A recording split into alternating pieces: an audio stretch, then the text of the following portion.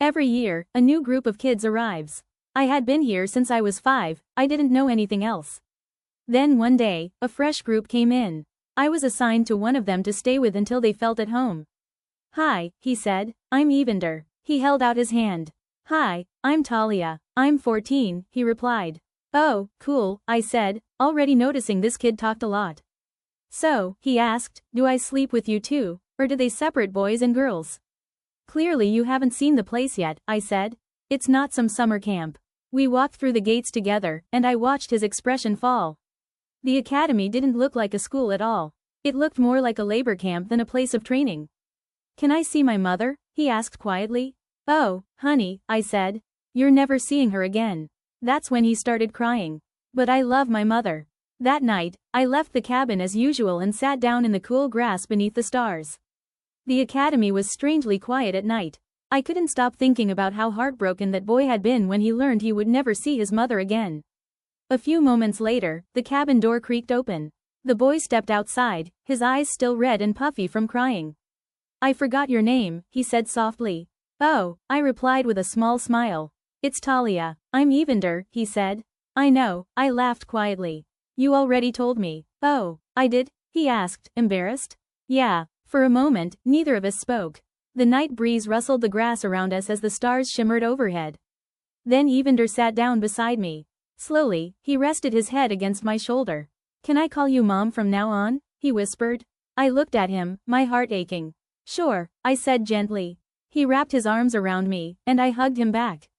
In that moment, beneath a sky full of stars, neither of us felt quite so alone. Years passed, and life at the academy slowly changed.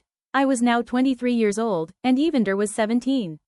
Because of our loyalty and the many missions we had completed, the academy rewarded us with our own cabin. It was meant to be an honor, a sign that we had earned the trust of the king. One afternoon, I was sitting in our cabin when the front door slammed open. Evander rushed inside without saying a word and ran straight to his room. He never did that. Something was wrong. I hurried after him and gently pushed open his bedroom door. "Evander?" I asked. He hadn't even taken off his armor.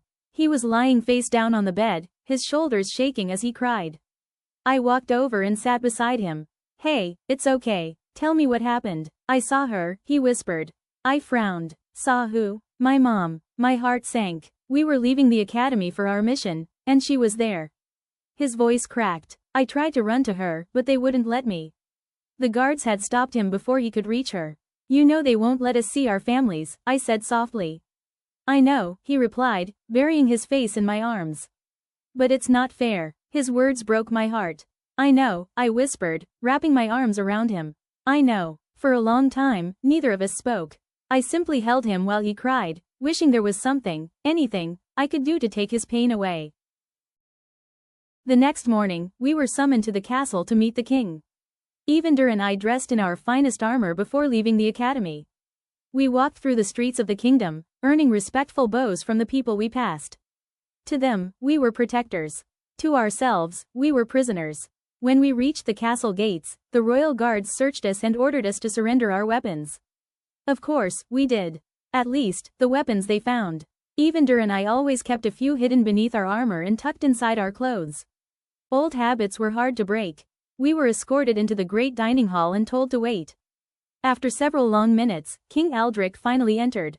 Everyone in the room immediately stood. His entire family was seated at the enormous table, along with several of the kingdom's most honored nobles and commanders. The room was silent as we took our places. Servants brought out the meal, but no one spoke while we ate. Then King Aldrich finally broke the silence. "I called you both here because I received a report." His cold eyes settled on Evander. "It seems you attempted to interact with your mother during yesterday's mission." I looked up. Evander kept his eyes fixed on his plate, saying nothing. King Aldrich watched him carefully. "You know that interacting with your family is against the rules." Slowly, Evander raised his head until his eyes met the king's. For the briefest moment, I saw fear flash across King Aldrich's face. He was afraid of us. Afraid of the very warriors who protected his kingdom. "Why?" Evander asked. The king blinked. "Why is it against the rules?" The entire hall fell silent. Even the musicians in the corner stopped playing. King Aldrich cleared his throat. "Family can. Well, hinder your." "Hinder?" Evander interrupted. He stood, his chair scraping loudly across the stone floor.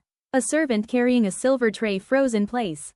Another dropped a spoon, and the sharp clang echoed through the dining hall. Several nobles looked down at their plates, too uncomfortable to meet anyone's eyes. The royal guards exchanged nervous glances. Their hands slowly rested on the hilts of their swords, but none of them dared draw them. Evander's voice rang through the hall. "We're the ones who work ourselves to exhaustion every single day. We fight your battles. We protect your people. We risk our lives so this kingdom can sleep peacefully at night." He took a step toward the king's table. "And what do we get in return? You lock us away. You tear children from their families. You tell us we're heroes, yet you treat us like prisoners." His voice shook, not with fear, but with years of bottled-up pain. "Look outside these castle walls. There are people starving. There are families begging for food. And yet you sit here, surrounded by gold, eating feasts that could feed an entire village." The room was so quiet I could hear my own heartbeat. Evander never looked away from the king. "Tell me, your majesty. If we're the protectors of this kingdom, then who is protecting the people from you?" No one breathed. King Aldrich opened his mouth to answer. But no words came, not one. The walk back to the academy was painfully quiet. Neither of us spoke. When we finally reached our cabin, I shut the door behind us and turned to face Evander. "What were you thinking?" I snapped. He looked at me in silence. "We can't do that." "And why not?" he asked. "Because do you have any idea what they would do to you?" I shouted. "You can't let your anger control you." I kept yelling. Every time Evander tried to explain himself, I talked over him. Finally, "Talia." The word hit me harder than any weapon. I froze. It was the first time he had ever called me by my name. I had only ever been Mom. "I'm sorry," he said quietly. Before I could answer, the air beside him rippled. A silver knife slowly formed out of nothing, its blade catching the light as it floated between us. I sighed. "What have I told you about using your powers inside the cabin?" I asked calmly. "Especially against people. I just wanted you to stop talking," he yelled.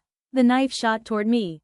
I didn't even flinch. With a small wave of my hand, another ripple spread through the air.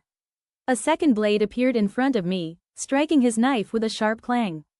Both weapons hung frozen in midair for a heartbeat. Then I flicked my fingers. His knife spun around and flew back toward him. Evander ducked just in time as it buried itself deep in the cabin wall behind him. I held out my hand again. One blade, then another, then another. A circle of shimmering weapons surrounded me, each one floating silently in the air. Evander stared. After all these years, he still wasn't as strong as I was. I looked him straight in the eyes. "So," I said quietly, "is this really how you want to play?"